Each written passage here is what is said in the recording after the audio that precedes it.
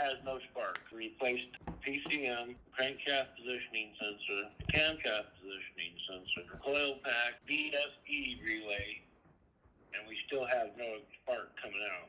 All right, we got 24 valve. Okay. Do this. Does the check engine light turn off while cranking? Yeah.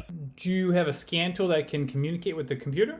I have a scan tool, but it says there's 0 code. Okay, so when you plug into it and you crank the engine over, can you see engine RPM?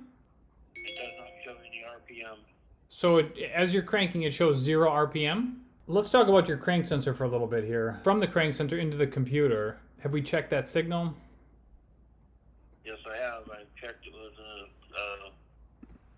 an ohm meter, and I got continuity all through all the wires. Okay. So what we're going to need to do in this situation, since you've checked everything else, we're going to have to get an AC reading from that crank sensor going directly into the computer. Okay. We're going to have to back probe the circuit. So we want to see 0.4 of a volt AC at normal cranking speed. So 0.4 volts AC. Okay, from the crankshaft positioning sensor to the computer. That's correct. It should be between 200 and 650 ohms. If okay, check the AC voltage across the crankshaft position sensor terminals for a minimum of 0.4 of a volt AC while cranking. So if that checks out at the sensor, we're going to have to check it back at the computer. You're telling me that there's getting a little bit of a conflicting information. I'll tell you why. The check engine light only turns off when the computer recognizes engine RPM on this here Ford. So you're saying the check engine light turns off, but there's no engine RPM, so something's not adding up. So the very first thing that we're going to need to do is verify that if we do or if we do not have 0.4 of a volt going into the computer while cranking. All right, so it says check engine soon, but I don't see an engine light.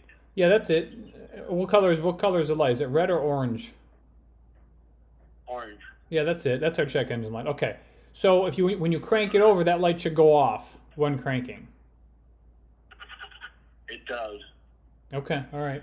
So that tells me the computer recognizes spark, but you're saying there's no engine RPM on your scanner when cranking, right? Right. All right. So let's start by verifying that we have good voltage going into the computer when cranking, and if that checks out good, then we'll obviously check the wiring from the PCM over to the ignition coil and make sure that the ignition coil itself has battery voltage. It does. Okay, all right. So we're close. We're getting warmer. So what I want you to do me a favor. I want you to, when you check this signal, I don't want you to call me back and say it's good. All right. What I want you to do is I want you to record the reading, and I want you to call me back and then send me the video so I can see it with my own 2 eyes.